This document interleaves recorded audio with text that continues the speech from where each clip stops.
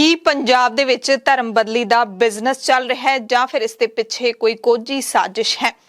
ਦ ਖਾਲਸ TV ਦੀ ਖਾਸ report ਦੇਖਣ ਵਾਲੇ ਸਾਡੇ ਸਾਰੇ ਦਰਸ਼ਕਾਂ ਦਾ ਬਹੁਤ-ਬਹੁਤ ਸਵਾਗਤ ਹੈ। ਮੈਂ ਹਰਸ਼ਰਨ ਕੌਰ।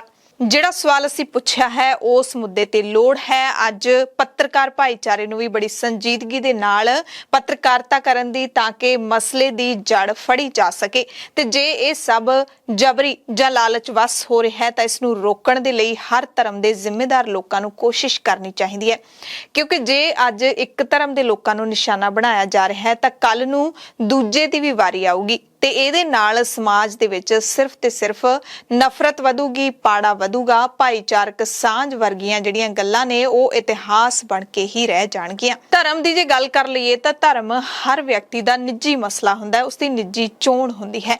ਕਿਸੇ ਨੂੰ ਵੀ ਇਹਦੇ ਵਿੱਚ ਦਖਲ ਅੰਦਾਜ਼ੀ ਕਰਨ ਦਾ ਕੋਈ ਹੱਕ ਨਹੀਂ ਹੁੰਦਾ, ਕੋਈ ਅਧਿਕਾਰ ਨਹੀਂ ਹੁੰਦਾ। ਧੱਕੇ ਨਾਲ ਕਿਸੇ ਨੂੰ ਵੀ ਧਰਮ ਬਦਲਣ ਦੇ ਲਈ ਮਜਬੂਰ ਨਹੀਂ ਕੀਤਾ ਜਾ ਸਕਦਾ। ਧਰਮ ਦਾ ਮਸਲਾ ਇੱਕ ਬੜਾ ਹੀ ਸੰਜੀਦਾ ਮਸਲਾ ਹੈ, ਬੜਾ ਹੀ ਹਰ ਕਿਸੇ ਦਾ ਨਿੱਜੀ ਮਸਲਾ ਹੁੰਦਾ ਹੈ। ਇਹਨੂੰ ਤੁਸੀਂ ਧੱਕੇ ਦੇ ਨਾਲ ਬਦਲਾ ਹੀ ਨਹੀਂ ਸਕਦੇ। ਆਪਣੇ ਦਿਲ ਦੇ ਵਿੱਚ ਕੌਣ ਕਿਸ ਨੂੰ ਭਗਵਾਨ ਮੰਨ ਰਿਹਾ ਹੈ, ਕੌਣ ਕਿਸ ਨੂੰ ਅਕਾਲ ਪੁਰਖ ਮੰਨ ਕੇ ਧਿਆਉਂਦਾ ਹੈ, ਇਹ ਕੋਈ ਨਹੀਂ ਜਾਣ ਸਕਦਾ ਜੇ ਬੰਦਾ ਦੱਸਣਾ ਨਾ ਚਾਹੇ। ਇਹ ਸਿਰਫ ਤੇ ਸਿਰਫ ਉਹਦਾ ਤੇ ਇੱਕ ਸੁਪਰੀਮ ਪਾਵਰ ਦਾ ਜਿਹੜਾ ਆਪਸੀ ਕਨੈਕਸ਼ਨ ਹੁੰਦਾ ਹੈ ਬੜਾ ਹੀ ਨਿੱਜੀ ਹੁੰਦਾ, ਬੜਾ ਪਰਸਨਲ ਹੁੰਦਾ ਤੇ ਇਸ ਦੀ ਗੱਲ ਆਖਿਰਕਾਰ ਸਾਨੂੰ ਕਿਉਂ ਕਰਨੀ ਪੈ ਰਹੀ ਹੈ ਕਿਉਂਕਿ ਪੰਜਾਬ ਦੇ ਤਰਨਤਾਰਨ ਜ਼ਿਲ੍ਹੇ ਦੇ ਵਿੱਚ ਜਿਹੜੀ ਘਟਨਾ ਵਾਪਰੀ ਹੈ ਉਸ ਨੇ ਸਭ ਦਾ ਧਿਆਨ ਆਪਣੇ ਵੱਲ ਖਿੱਚਿਆ। ਇੱਥੇ ਇੱਕ ਪਿੰਡ ਠੱਕਰਪੁਰਾ ਦੇ ਵਿੱਚ ਕੁਝ ਅਣਪਛਾਤੇ ਲੋਕਾਂ ਨੇ ਰਾਤ ਦੇ ਹਨੇਰੇ ਦਾ ਫਾਇਦਾ ਚੁੱਕਦੇ ਹੋਏ ਚਰਚ ਦੇ ਵਿੱਚ ਭੰਨ ਤੋੜ ਕੀਤੀ, ਮੂਰਤੀਆਂ ਨੂੰ ਨੁਕਸਾਨ ਪਹੁੰਚਾਇਆ ਤੇ ਇੱਕ ਕਾਰ ਨੂੰ ਅੱਗ ਲਾ ਦਿੱਤੀ। ਇੱਥੇ ਫਿਰ ਪੁਲਿਸ ਨੇ ਸਮਝਦਾਰੀ ਦੇ ਨਾਲ ਜਿਹੜਾ ਮਸਲਾ ਹੈ ਉਹ ਸਾਰਾ ਕਾਬੂ ਦੇ ਵਿੱਚ ਕਰ ਲਿਆ, ਨਹੀਂ ਤਾਂ ਜਿਹੜੀ ਅੱਗ ਲਾਈ ਗਈ ਸੀ ਦੋ ਭਾਈਚਾਰਿਆਂ ਨੂੰ ਭੜਕਾਉਣ ਦੀ। ਸਵਾਲ ਉੱਠਦਾ ਕਿ ਆਪਾਂ ਹੁਣ ਇਸ ਘਟਨਾ ਨੂੰ ਕਿਸ ਤਰੀਕੇ ਦੇ ਨਾਲ ਦੇਖੀਏ। ਕੀ ਇਹ ਕੋਈ ਸਾਜ਼ਿਸ਼ ਹੈ, ਪੰਜਾਬ ਦਾ ਮਾਹੌਲ ਵਿਗਾੜਨ ਦੀ ਸਾਜ਼ਿਸ਼, ਜਾਂ ਫਿਰ ਕਿਸੇ ਕੱਟੜਵਾਦੀ ਸੋਚ ਦੀ ਉਪਜ ਹੈ, ਜਾਂ ਫਿਰ ਉਸ ਤੋਂ ਵੀ ਡੂੰਘੀ ਹਾਕਮਾਂ ਦੀ ਕੋਈ ਫਿਰਕੂ ਨੀਤੀ। ਇਹ ਸਾਰੇ ਸਵਾਲ ਤੁਹਾਡੀ ਕਚਹਿਰੀ ਦੇ ਵਿੱਚ ਅਸੀਂ ਛੱਡਦੇ ਹਾਂ, ਤੁਸੀਂ ਇਸ ਤੇ ਗੌਰ ਜ਼ਰੂਰ ਕਰਿਓ। ਹਰ ਪੱਖ ਜਾਂ ਹਰ ਘਟਨਾ ਜਦੋਂ ਵਾਪਰਦੀ ਹੈ ਤਾਂ ਉਸ ਦੇ ਜਿਹੜੇ ਪਹਿਲੂ ਨੇ ਉਹਨਾਂ ਨੂੰ ਜਾਂਚਣਾ ਹਰੇਕ ਨਾਗਰਿਕ ਦਾ ਹੱਕ ਹੁੰਦਾ, ਅਧਿਕਾਰ ਹੁੰਦਾ, ਫਰਜ਼ ਵੀ ਹੁੰਦਾ। ਦਰਅਸਲ ਇਹ ਗੱਲ ਕੋਈ ਨਵੀਂ ਨਹੀਂ ਹੈ। ਪਿਛਲੇ ਕੁਝ ਸਮੇਂ ਤੋਂ ਪੰਜਾਬ ਦੇ ਵਿੱਚ ਈਸਾਈ ਧਰਮ ਦੇ ਵਿੱਚ ਲੋਕਾਂ ਦੀ ਤਬਦੀਲੀ ਦੀਆਂ ਖਬਰਾਂ ਵੱਡੇ ਪੱਧਰ ਤੇ ਆਉਣ ਲੱਗੀਆਂ ਨੇ, ਪਰ ਸਰਕਾਰਾਂ ਜਾਂ ਕੋਈ ਵੱਡਾ ਚੈਨਲ ਇਸ ਨੂੰ ਕੋਈ ਬਹੁਤੀ ਤਵੱਜੋ ਨਹੀਂ ਦੇ ਰਿਹਾ ਸੀ। ਪਰ ਤਾਜ਼ਾ ਘਟਨਾ ਨੇ ਸਰਕਾਰ ਦਾ ਧਿਆਨ ਵੀ ਖਿੱਚਿਆ ਤੇ ਹੁਣ ਸ਼ਾਇਦ ਸਭ ਨੂੰ ਇਹ ਸੋਚਣ ਲਈ ਮਜਬੂਰ ਵੀ ਹੋਣਾ ਪਊਗਾ ਕਿ ਆਖਿਰਕਾਰ ਚੱਲ ਕੀ ਰਿਹਾ ਹੈ, ਇਹ ਸਭ ਕੁਝ ਚੱਲ ਕੀ ਰਿਹਾ ਹੈ, ਕੀ ਸੱਚਮੁੱਚ ਗਲਤ ਦਿਸ਼ਾ ਵੱਲ ਚੱਲ ਰਿਹਾ ਹੈ ਜੋ ਵੀ ਚੱਲ ਰਿਹਾ ਹੈ। ਪਰ ਅੱਜ ਹਾਲਾਤ ਇਹ ਨੇ ਕਿ ਸ਼੍ਰੀ ਅਕਾਲ ਤਖਤ ਸਾਹਿਬ ਦੇ ਜਥੇਦਾਰ ਨੂੰ ਵਾਰੀ ਈਸਾਈਅਤ ਦੇ ਸਿੱਖੀ ਤੇ ਹੋ ਰਹੇ ਹਮਲੇ ਨੂੰ ਰੋਕਣ ਦੇ ਲਈ, ਸਿੱਖੀ ਨੂੰ ਸਾਂਭਣ ਦੇ ਲਈ ਬਿਆਨ ਦੇਣੇ ਪੈ ਰਹੇ ਨੇ। ਪ੍ਰਚਾਰਕਾਂ ਨੂੰ ਕਹਿਣਾ ਪੈ ਰਿਹਾ ਹੈ ਕਿ ਤੁਸੀਂ ਹੁਣ ਏਸੀ ਕਮਰਿਆਂ ਚੋਂ ਬਾਹਰ ਨਿਕਲੋ, ਪਿੰਡਾਂ ਦੇ ਵਿੱਚ ਜਾਓ, ਪ੍ਰਚਾਰ ਕਰੋ, ਲੋੜ ਹੈ, ਨਹੀਂ ਤਾਂ ਦੇਖਦੇ ਹੀ ਰਹਿ ਜਾਓਗੇ। ਸਾਨੂੰ ਧਾਰਮਿਕ ਤੌਰ ਦੇ ਉੱਤੇ ਕਮਜ਼ੋਰ ਕਰਨ ਵਾਸਤੇ ਪੰਜਾਬ ਦੀ ਇਸ ਧਰਤੀ ਦੇ ਉੱਤੇ ਈਸਾਈਅਤ ਦਾ ਪ੍ਰਚਾਰ ਜਿਹੜਾ ਹੈ ਬੜੇ ਜ਼ੋਰ ਸ਼ੋਰ ਦੇ ਨਾਲ ਚਲਾਇਆ ਜਾ ਰਿਹਾ ਹੈ। ਪੰਜਾਬ ਦੇ ਅੰਦਰ ਪਿੰਡ-ਪਿੰਡ ਚਰਚਾਂ ਬਣ ਰਹੀਆਂ ਔਰ ਮਸੀਤਾਂ ਬਣ ਰਹੀਆਂ। ਇਹ ਸਾਡੇ ਵਾਸਤੇ ਚਿੰਤਾ ਵਾਲੀ ਗੱਲ ਹੈ, ਸਾਡੇ ਵਾਸਤੇ ਫਿਕਰ ਵਾਲੀ ਗੱਲ ਹੈ।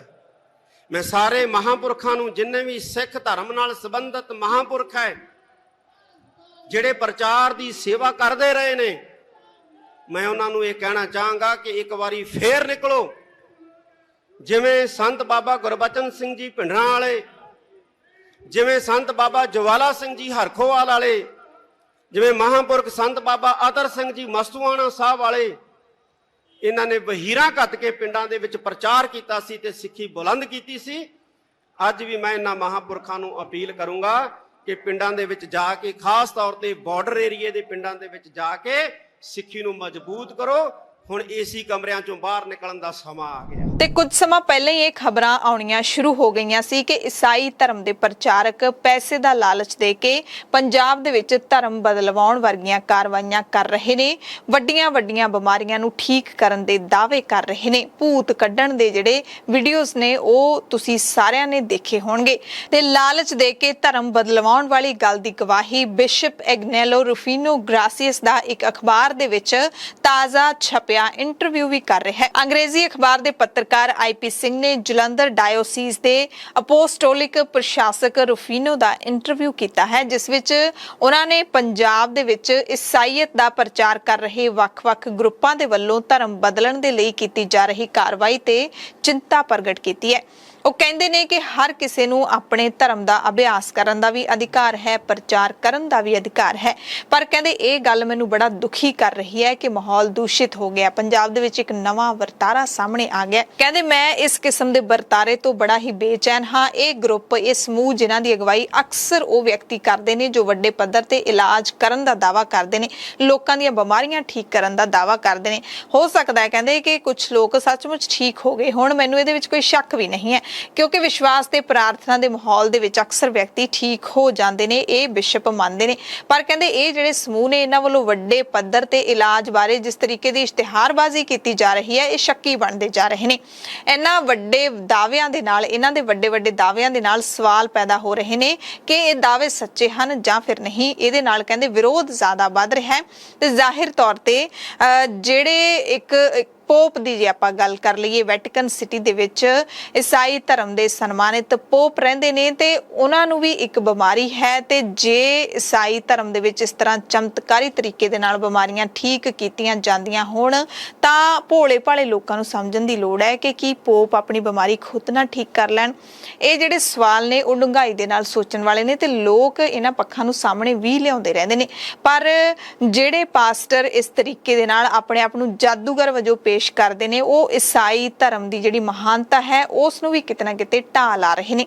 ਤੇ ਜਿਹੜੇ ਅਸਲੀ ਕ੍ਰਿਸਚੀਅਨ ਲੋਕ ਨੇ, ਧਰਮ ਨੂੰ ਮੰਨਣ ਵਾਲੇ ਅਸਲੀ ਈਸਾਈ ਲੋਕ ਨੇ, ਉਹ ਸੱਚਮੁੱਚ ਇਸ ਵਰਤਾਰੇ ਤੋਂ ਦੁਖੀ ਨੇ ਜਿਸ ਤਰ੍ਹਾਂ ਇਹ ਬਿਸ਼ਪ ਦੁਖੀ ਨੇ। ਦਰਅਸਲ ਕੈਥੋਲਿਕ, ਐਂਗਲੀਕਨ ਅਤੇ ਪ੍ਰੋਟੈਸਟੈਂਟ ਮੁੱਖ ਸਮੂਹ ਨੇ ਜਿਹੜੇ ਪ੍ਰਚਾਰ ਕਰਦੇ ਨੇ, ਤੇ ਇਹਨਾਂ ਤੋਂ ਬਿਨਾਂ ਹੋਰ ਵੀ ਵੱਖੋ-ਵੱਖ ਕਹਿੰਦੇ ਕਈ ਸਮੂਹ ਬਣ ਗਏ ਨੇ ਜਿਹੜੇ ਅਕਸਰ ਹੀ ਹਮਲਾਵਰ ਰੁਖ ਧਾਰਨ ਕਰਕੇ ਲੋਕਾਂ ਨੂੰ ਧਰਮ ਦੇ ਵਿੱਚ ਸ਼ਾਮਿਲ ਕਰਵਾ ਰਹੇ ਨੇ, ਜਿਸ ਨੂੰ ਜਬਰੀ ਹੀ ਕਿਹਾ ਜਾ ਸਕਦਾ ਹੈ। ਇਹਦੇ ਨਾਲ ਹੀ ਕਹਿੰਦੇ ਸਮੱਸਿਆਵਾਂ ਪੈਦਾ ਹੋ ਰਹੀਆਂ ਨੇ ਤੇ ਅਜਿਹੇ ਗਰੁੱਪ ਪਿਛਲੇ ਕੁਝ ਸਾਲਾਂ ਦੇ ਵਿੱਚ ਬੜੀ ਤੇਜ਼ੀ ਦੇ ਨਾਲ ਪੰਜਾਬ ਹੀ ਨਹੀਂ ਹੋਰ ਬਹੁਤ ਥਾਵਾਂ ਤੇ ਵੀ ਵਧੇ ਨੇ, ਇਹ ਕਹਿਣਾ ਹੈ ਬਿਸ਼ਪ ਦਾ। ਆਈਪੀ ਸਿੰਘ ਨੂੰ ਦਿੱਤੇ ਇੰਟਰਵਿਊ ਦੇ ਵਿੱਚ ਬਿਸ਼ਪ ਰੂਫੀਨੋ ਨੇ ਇਹ ਵੀ ਦੱਸਿਆ ਕਿ ਕੈਥੋਲਿਕ ਈਸਾਈ ਪਾਸਟਰ ਬਣਨ ਦੀ ਯੋਗਤਾ ਕੀ ਹੁੰਦੀ ਹੈ।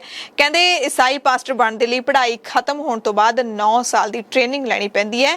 ਗ੍ਰੈਜੂਏਟ ਹੋਣ ਤੋਂ ਬਾਅਦ 7 ਸਾਲ ਦੀ ਟ੍ਰੇਨਿੰਗ ਤੋਂ ਬਾਅਦ ਜਿਹੜਾ ਹੈਗਾ ਇਹ ਪਾਸਟਰ ਬਣਦੇ ਨੇ। ਪਰ ਸ਼ੱਕੀ ਤਰੀਕੇ ਦੇ ਨਾਲ ਇਲਾਜ ਕਰਨ ਵਾਲੇ ਸਾਲ 6 ਮਹੀਨਿਆਂ ਦੇ ਵਿੱਚ ਹੀ ਵੱਡੀ ਗਿਣਤੀ ਵਿੱਚ ਅਜਿਹੇ ਪਾਸਟਰ ਬਣੀ ਜਾ ਰਹੇ ਨੇ ਜੋ ਆਪਣੇ ਆਪ ਨੂੰ ਈਸਾਈਆਂ ਦੇ ਸੰਤ ਦੱਸਦੇ ਨੇ, ਲੋਕਾਂ ਦਾ ਇਲਾਜ ਕਰਨਾ ਸ਼ੁਰੂ ਕਰ ਦਿੰਦੇ ਨੇ ਤੇ ਲੋਕ ਵੀ ਆਪ ਮੁਹਾਰੇ ਬਿਨਾਂ ਸੋਚੇ ਸਮਝੇ ਵਹੀਰਾਂ ਘੱਟ ਕੇ ਇੱਥੇ ਪਹੁੰਚ ਜਾਂਦੇ ਨੇ।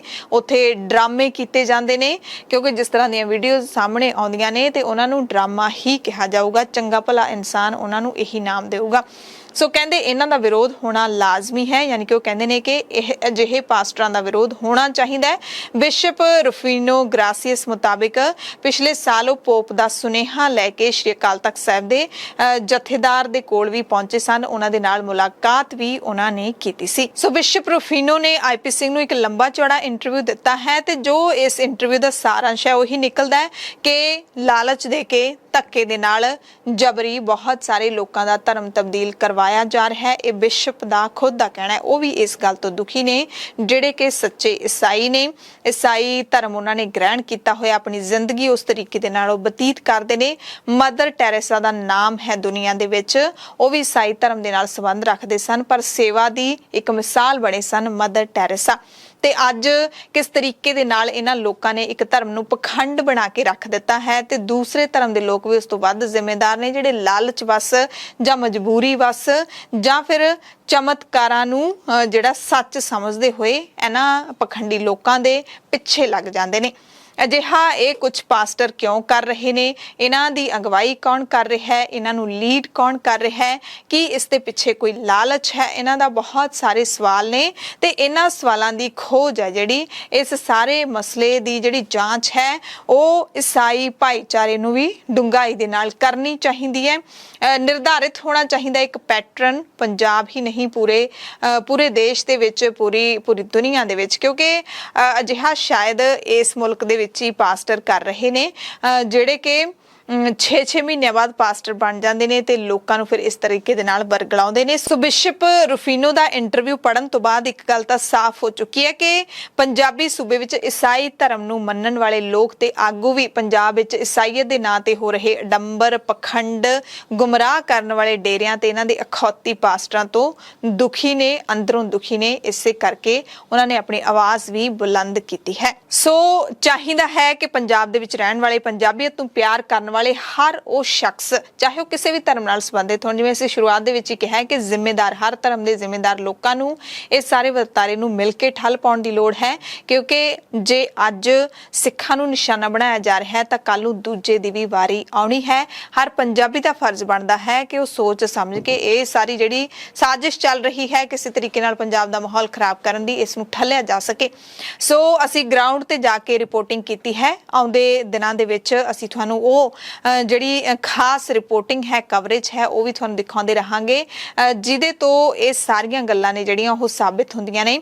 ਉਹ ਲੋਕ ਜਿਹੜੇ ਈਸਾਈ ਧਰਮ ਗ੍ਰਹਿਣ ਕਰ ਚੁੱਕੇ ਸੀ ਪਰ ਵਾਪਸ ਆ ਗਏ ਨੇ, ਕਿਉਂ ਗਏ ਸੀ ਤੇ ਕਿਉਂ ਵਾਪਸ ਆਏ ਨੇ, ਇਹੋ ਜਿਹੀਆਂ ਜਿਹੜੀਆਂ ਕੁਝ ਮਿਸਾਲੀ ਇੰਟਰਵਿਊਜ਼ ਨੇ ਉਹ ਅਸੀਂ ਆਉਂਦੇ ਦਿਨਾਂ ਦੇ ਵਿੱਚ ਤੁਹਾਨੂੰ ਦਿਖਾਵਾਂਗੇ ਖਾਲਸ ਟੀਵੀ ਤੇ। ਅਪੀਲ ਕਰਦੇ ਹਾਂ ਪੰਜਾਬ ਦੇ ਸਾਰੇ ਲੋਕਾਂ ਨੂੰ ਕਿ ਹਰ ਕੋਈ ਆਪਣੀ ਜ਼ਿੰਮੇਵਾਰੀ ਸਮਝਦਾ ਹੋਇਆ ਅਜਿਹੇ ਪਖੰਡੀ ਜਿਹੜੇ ਲੋਕ ਨੇ, ਚਾਹੇ ਉਹ ਕਿਸੇ ਵੀ ਧਰਮ ਦੇ ਲੋਕ ਹੋਣ, ਡੇਰੇਦਾਰ ਹਰ ਧਰਮ ਦੇ ਵਿੱਚ ਪੈਦਾ ਹੁੰਦੇ ਨੇ। ਇਹਨਾਂ ਲੋਕਾਂ ਦੇ ਪਿੱਛੇ ਲੱਗ ਕੇ ਸਮਾਂ ਬਰਬਾਦ ਕਰਨ ਦੀ ਬਜਾਏ ਇਹਨਾਂ ਨੂੰ ਸਬਕ ਸਿਖਾਇਆ ਜਾਵੇ।